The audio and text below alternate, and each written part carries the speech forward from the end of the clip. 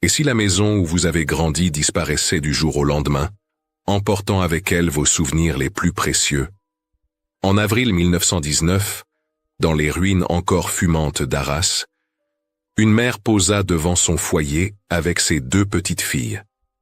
3 semaines plus tard, leur toit avait disparu, arraché par les conséquences d'une guerre qui refusait de s'éteindre.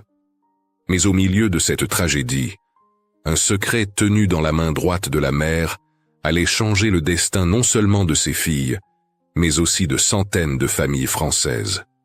Quel était ce secret, et comment une simple poignée de graines devint la clé de leur survie?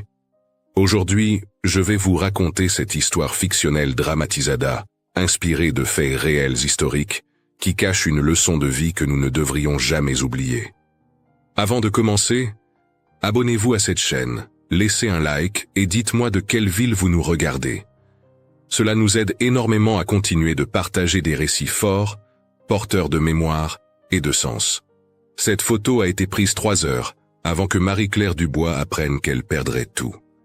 3 heures avant que ses filles découvrent que leur maison, la seule chose stable qui leur restait après la mort de leur père, leur serait arrachée comme on arrache une croûte de pain des mains d'un affamé.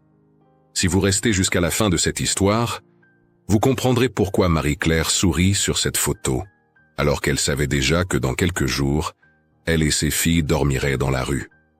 Cette histoire n'est pas celle d'une simple photo de famille. C'est l'histoire d'une mère qui a transformé des graines de blé en espoir pour 200 familles françaises. Le 14 avril 1919, un ex-soldat nommé André Moreau parcourait les ruines d'Arras avec son appareil photographique. Les archives du musée de la Grande Guerre conservent encore ses carnets où il notait méticuleusement chaque famille qu'il photographiait pour les associations de charité. Ce jour-là, il écrivit quelque chose d'inhabituel à propos de Marie-Claire et ses filles.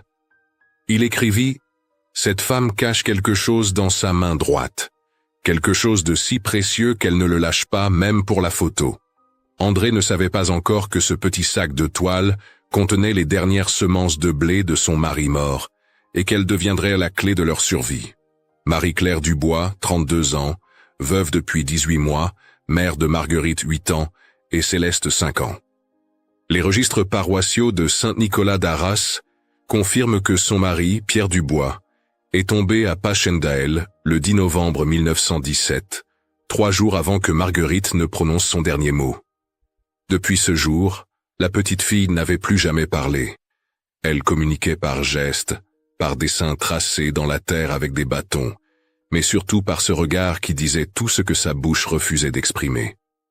Marie-Claire avait consulté le docteur Lefebvre, qui lui avait dit que le choc de la mort du père avait créé ce qu'il appelait un mutisme de guerre, fréquent chez les enfants de la région. Céleste, elle, ne comprenait pas. Chaque soir, elle demandait quand papa reviendrait de son voyage. Marie-Claire inventait des histoires, racontait que papa surveillait les étoiles, qu'il était devenu un ange gardien.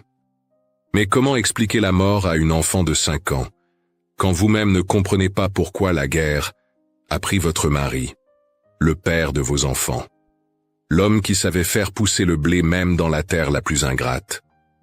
Les cartes de Marie-Claire à son beau-frère à Paris, préservées par la famille et consultables aux archives départementales du Pas-de-Calais, révélaient sa détresse. « Je mens à mes filles chaque jour. Je leur dis que demain sera meilleur.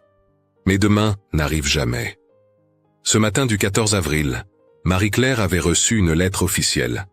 La pension de veuve de guerre, promise par la loi Lugol de 1917, lui était refusée.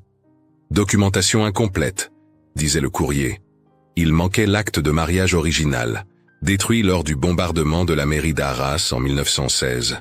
Sans cette pension, elle ne pourrait plus payer le loyer de leur petite maison à moitié reconstruite. Monsieur Gauthier, le propriétaire, lui avait donné 2 semaines. 2 semaines avant l'expulsion. Elle regardait ses filles jouer dans le jardin avec des cailloux, créant des châteaux imaginaires, et elle savait qu'elles allaient bientôt perdre le dernier endroit où elles avaient été heureuses avec leur père. Mais Marie-Claire gardait un secret. Dans sa poche, elle serrait ce petit sac de graines que Pierre lui avait confié avant de partir au front. Ces graines de blé n'étaient pas ordinaires. C'était une variété résistante que le grand-père de Pierre avait développée pendant 40 ans, capable de pousser même dans les sols dévastés par les obus.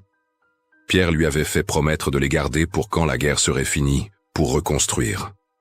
Elle ne savait pas encore que ces graines deviendraient bien plus qu'un simple souvenir. Elles deviendraient le salut de dizaines de familles.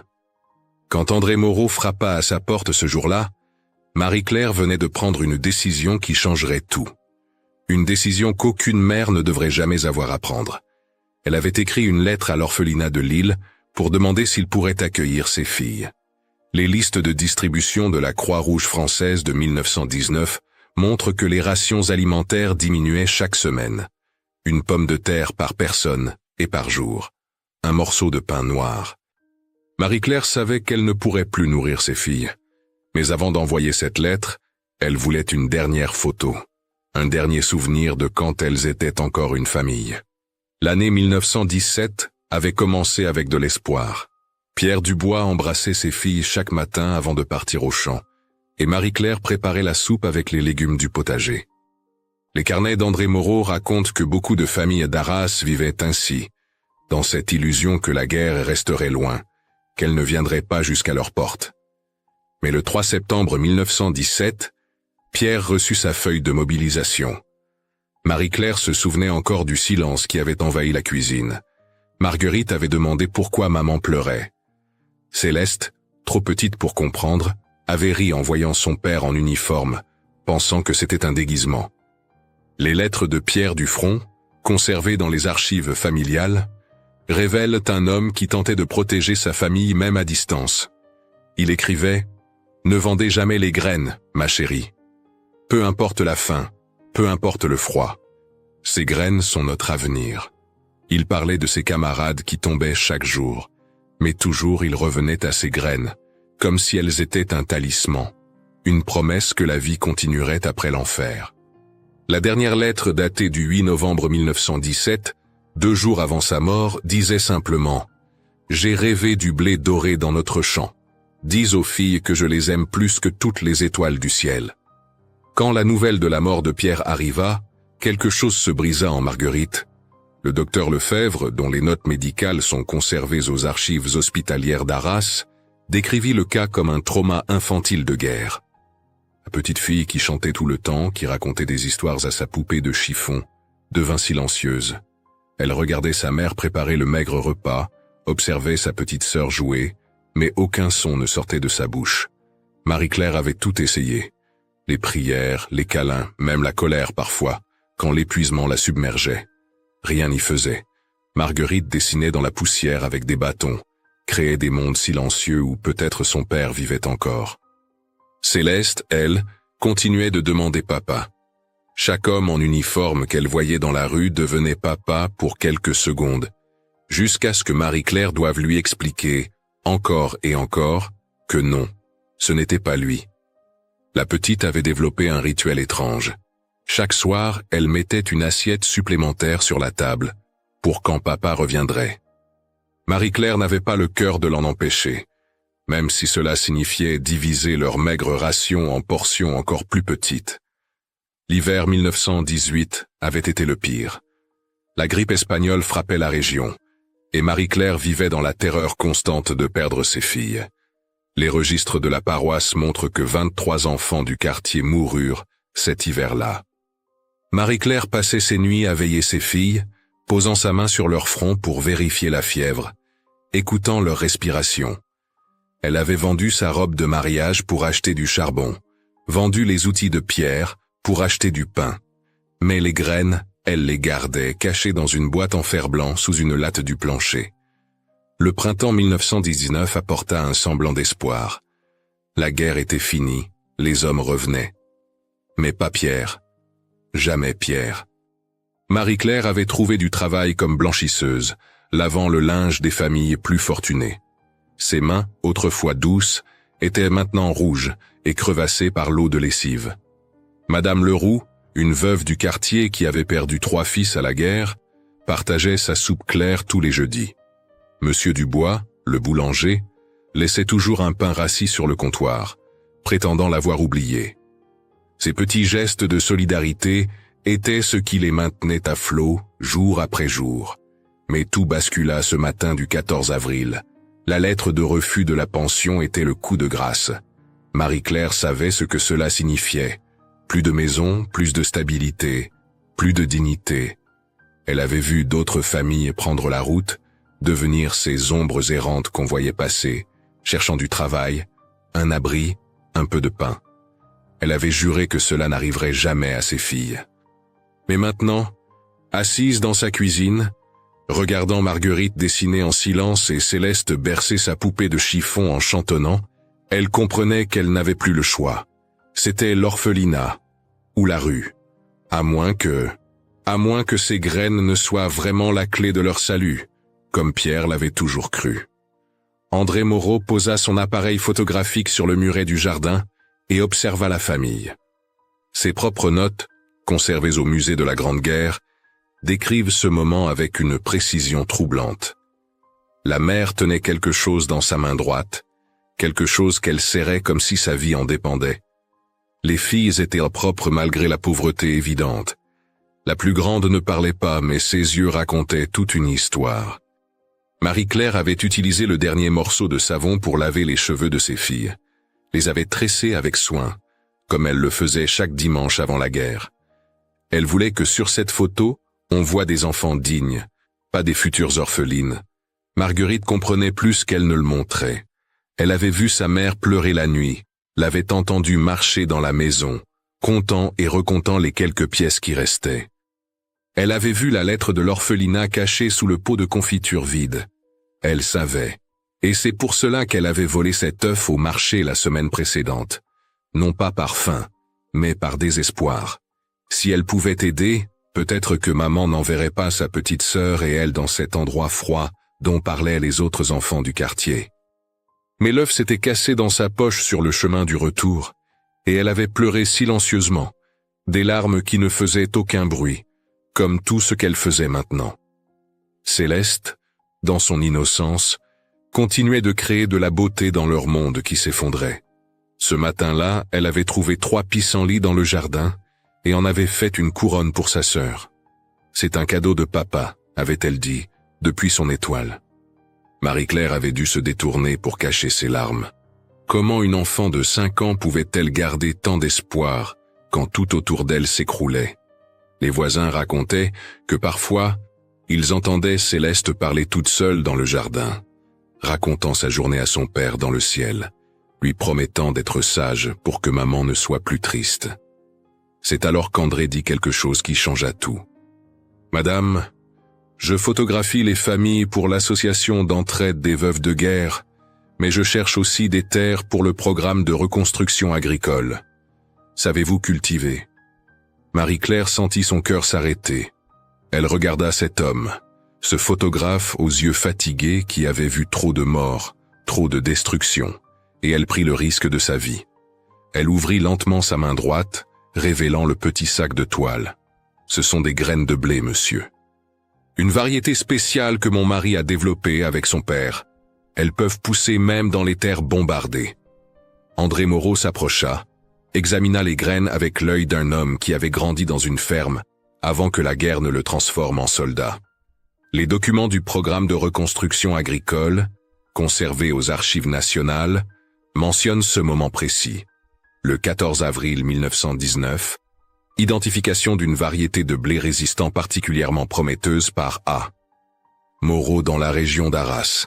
Il regarda Marie-Claire et dit « Il y a une ferme abandonnée près de l'île. Les propriétaires sont morts dans les bombardements, pas d'héritiers.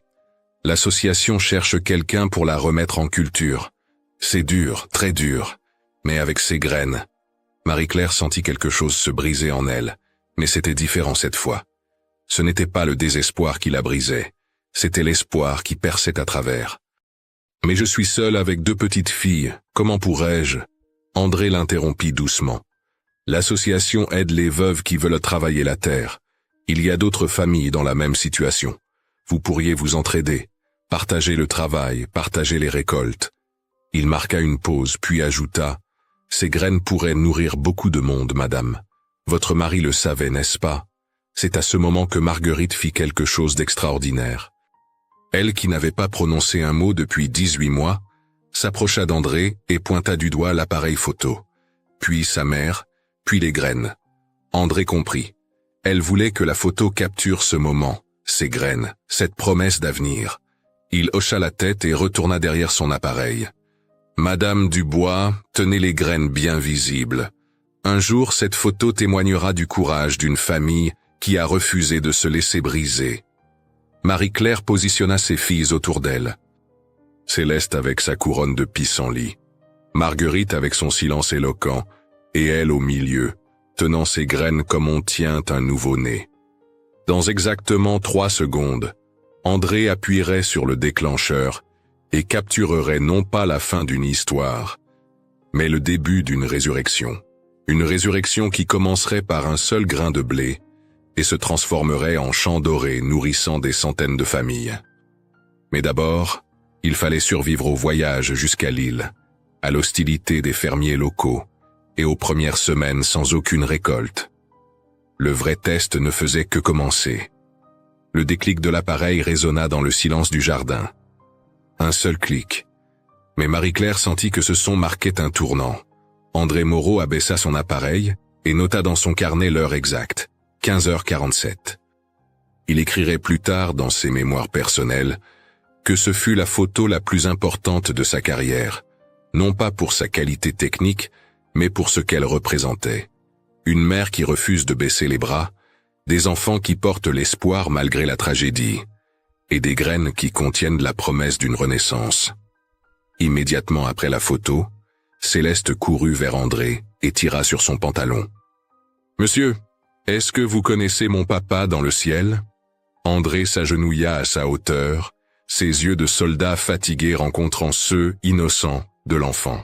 « Ton papa était un héros, petite. Tous les papas qui sont partis étaient des héros. » Céleste sourit et murmura « Alors il peut voir la photo depuis là-haut ?» André hocha la tête, incapable de parler. Il avait perdu son propre fils de 3 ans dans un bombardement à Reims. Cette petite fille lui rappelait douloureusement ce qu'il avait perdu. Marie-Claire observait la scène, serrant toujours les graines. André se releva et s'approcha d'elle. « Madame Dubois, je dois vous dire quelque chose. La ferme de l'île, ce ne sera pas facile. Les sols sont ravagés, il n'y a presque pas d'outils, et les autres fermiers de la région n'aiment pas les étrangers. Certains pensent que les veuves ne devraient pas cultiver la terre. Mais... » Il marqua une pause, regardant Marguerite qui dessinait quelque chose dans la poussière avec un bâton. « Mais j'ai vu des miracles depuis la fin de la guerre. J'ai vu des femmes reconstruire des maisons pierre par pierre. J'ai vu des enfants muets recommencer à parler. » C'est alors que quelque chose d'extraordinaire se produisit. Marguerite leva les yeux de son dessin, et pour la première fois depuis 18 mois, elle ouvrit la bouche. Pas pour parler, pas encore, mais pour former silencieusement un mot en regardant sa mère. Oui. Marie-Claire tomba à genoux et prit sa fille dans ses bras, pleurant des larmes qu'elle retenait depuis des mois. André détourna respectueusement le regard, mais nota plus tard, c'était comme si les graines avaient déjà commencé leur miracle. Le reste de l'après-midi passa dans une frénésie de préparation. André expliqua qu'un convoi de famille partait pour l'île dans 3 jours. L'association d'entraide fournissait le transport et les premières semaines de nourriture. Marie-Claire devrait vendre tout ce qui restait dans la maison pour acheter des outils de base. André promit de revenir avec des papiers officiels et glissa discrètement quelques billets sur la table en partant, prétendant les avoir oubliés. Marie-Claire savait que c'était un don, mais sa fierté lui permettait d'accepter cette fiction. Cette nuit-là, pour la première fois depuis des mois, Marie-Claire raconta une histoire à ses filles, qui n'était pas un mensonge. Elle leur parla de la ferme de l'île, des champs qui les attendaient, du blé doré qui pousserait de leurs mains. Marguerite écoutait intensément, ses yeux brillants d'une lumière nouvelle. Céleste demanda si papa pourrait voir leur champ depuis son étoile. Marie-Claire répondit que oui, il verrait tout, et qu'il serait fier. Elle ne mentionna pas les difficultés qui les attendaient, les mois de faim avant la première récolte, le travail écrasant, l'hostilité probable des locaux. Pour ce soir, l'espoir suffisait. Le lendemain, Marie-Claire vendit les derniers meubles à Monsieur Gauthier, le propriétaire. Il fut surpris qu'elle parte volontairement mais acheta tout à bas prix, profitant de sa détresse. Elle vendit la montre de Pierre au bijoutier, garda seulement sa photo dans un médaillon. Madame Leroux, la voisine veuve, lui donna une vieille bêche et quelques outils rouillés. Le boulanger Dubois prépara un sac de pain dur pour le voyage. La communauté, elle-même brisée par la guerre, donnait ce qu'elle pouvait. Le matin du départ, André revint comme promis. Il avait apporté les papiers officiels et quelque chose d'autre, une petite ardoise et des craies pour Marguerite. Pour qu'elle puisse écrire ce qu'elle ne peut pas encore dire, expliqua-t-il. Marguerite prit l'ardoise et écrivit immédiatement. « Merci ». C'était le deuxième mot depuis son silence, et Marie-Claire sentit que quelque chose guérissait lentement en sa fille. Dans 1 heure, elle monterait dans le camion pour Lille. Dans 1 heure, leur nouvelle vie commencerait. Dans 1 heure, les graines de pierre commenceraient leur voyage vers les champs qui nourriraient non seulement leur famille, mais des dizaines d'autres. Mais d'abord, Marie-Claire prit une dernière fois ses filles dans ses bras, dans cette maison qui avait été leur refuge, et murmura « Papa serait si fier de nous ».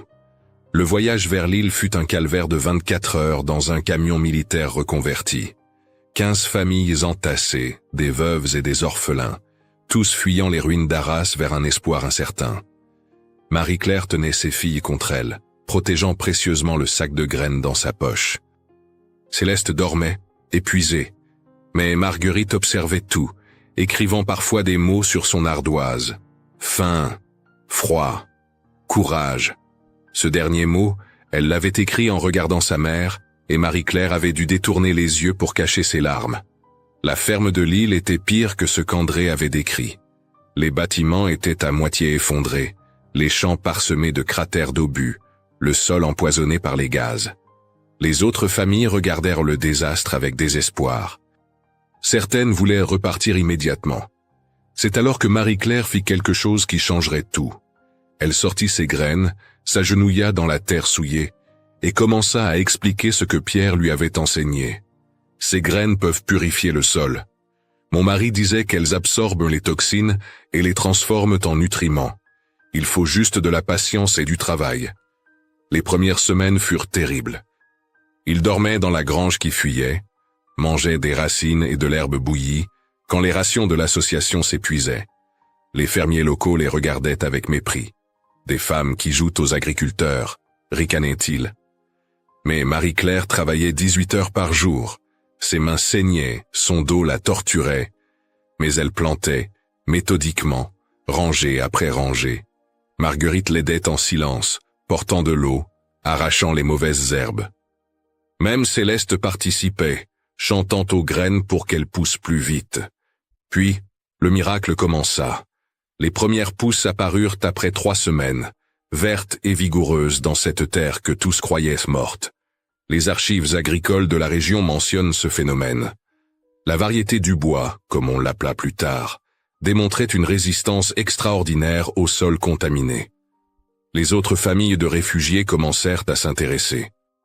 Marie-Claire partagea ses graines, enseigna les techniques de Pierre. Bientôt, 5 familles cultivaient ensemble, puis 10, puis 20. André Moreau revenait chaque mois, prétextant documenter le programme de reconstruction, mais en réalité apportant discrètement de la nourriture et des outils.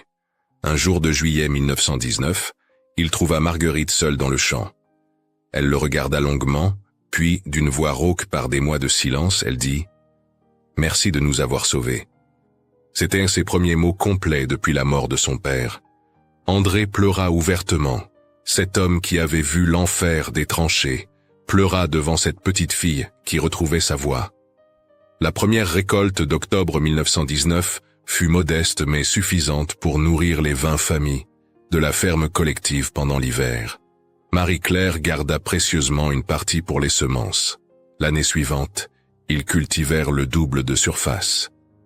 Les fermiers locaux, voyant le succès, commencèrent à demander des conseils, puis des graines. Marie-Claire les donnait gratuitement, à une condition, qu'ils aident une famille de réfugiés en retour. En septembre 1920, 1 an et demi après la photo, un homme se présenta à la ferme. C'était le frère de Pierre, venu de Paris après avoir reçu les lettres de Marie-Claire. Il proposa de l'épouser pour donner un père aux filles. Marie-Claire refusa poliment. « Nous avons trouvé notre propre force, dit-elle. Pierre nous a laissé plus qu'un nom. Il nous a laissé la capacité de faire pousser la vie là où il n'y avait que la mort. » Les années passèrent. Marguerite retrouva complètement la parole et devint institutrice, créant une école pour les orphelins de guerre sur la ferme même. Elle enseignait non seulement la lecture et l'écriture, mais aussi l'agriculture, perpétuant l'héritage de son père. Céleste devint infirmière, soignant les derniers gazés de la guerre et plus tard les blessés de la Seconde Guerre. Elle gardait toujours dans sa poche quelques graines de blé, qu'elle donnait aux patients désespérés en leur racontant l'histoire de sa mère. En 1945, 26 ans après la photo, Marguerite retrouva André Moreau, maintenant conservateur au musée de la Grande Guerre. Il lui révéla alors son secret. Après avoir pris cette photo, il était revenu chaque semaine à Arras, laissant anonymement du pain et du lait à leur porte. C'était lui qui avait glissé l'information sur la ferme de Lille dans les dossiers de l'association. C'était lui qui avait convaincu les autorités d'accepter Marie-Claire, malgré les réticences sur une femme seule. « J'avais perdu ma famille dans un bombardement, dit-il. Aider la vôtre était ma façon de donner un sens à ma survie. » André lui montra alors quelque chose d'extraordinaire, une carte de France parsemée de points rouges. Chaque point représentait une ferme qui utilisait les graines du bois. Il y en avait plus de 200. « Votre mère n'a pas juste sauvé votre famille, dit-il. Elle a sauvé une partie de l'agriculture française. Ces graines ont nourri des milliers de personnes dans les années de famine qui ont suivi la guerre. » Marie-Claire vécut jusqu'en 1967, entourée de ses filles et petits-enfants. Sur son lit de mort, elle tenait encore quelques graines dans sa main, les mêmes graines que Pierre lui avait confiées 50 ans plus tôt. Elle murmura à Marguerite, « La guerre nous a pris notre maison, notre père, notre innocence. Mais elle ne nous a pas pris notre capacité de semer. Chaque graine plantée était un acte de foi, une déclaration que demain existerait. C'est cela que je veux que vous reteniez. Dans les moments les plus sombres, il faut continuer à semer. » La photo de 1919 est aujourd'hui exposée au musée de la Grande Guerre de Péronne. En dessous, une simple plaque. Marie-Claire Dubois et ses filles. Arras, 14 avril 1919, 3 heures avant de perdre leur maison. 3 vies qui ont transformé des graines de blé en espoir pour des centaines de familles. Chaque année, des visiteurs déposent des épis de blé devant cette photo, perpétuant le souvenir de cette mère qui a refusé de laisser la guerre avoir le dernier mot. Et quelque part dans les champs du nord de la France, le blé du bois pousse toujours, doré et résistant, rappelant qu'aucune terre n'est trop dévastée pour renaître, qu'aucune vie n'est trop brisée pour refleurir. Il suffit parfois d'une seule graine, d'une seule personne qui refuse d'abandonner, pour que l'espoir germe à nouveau. C'est la leçon que Marie-Claire nous a laissée. Dans les ruines de nos vies, nous portons toujours en nous les graines de notre renaissance. Cette histoire fictionnelle dramatise le destin de Marie-Claire Dubois et de ses filles, mais elle s'inspire de réalités historiques vécues par des milliers de familles françaises après la Grande Guerre. Elle nous rappelle que, même dans les ruines, une simple graine peut devenir le symbole d'une renaissance, et que l'espérance est parfois l'héritage le plus précieux qu'une mère puisse transmettre. Et vous, qu'est-ce qui vous aide à garder espoir dans les moments les plus sombres? Quels souvenirs de famille ou quels récits transmis par vos aïeux vous ont appris la force de la résilience? Selon vous, comment peut-on transformer une perte en un nouveau départ? Écrivez le mot espérance dans les commentaires pour que nous sachions que vous êtes restés avec nous jusqu'à la fin. Dites-nous aussi de quelle ville vous nous regardez. Et si vous le souhaitez, partagez une histoire ancienne de vos ancêtres. Elle pourrait inspirer de prochains récits sur cette chaîne.